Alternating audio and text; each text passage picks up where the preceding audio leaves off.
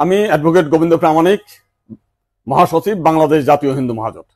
গতকাল বিকালে শেখ হাসিনার পদত্যাগের পরে এদেশের হিন্দু সম্প্রদায় মনে করেছিল যে তাদের উপর বিশাল একটা হামলা, লুটপাট, অগ্নিসংযোগের ঘটনা ঘটবে।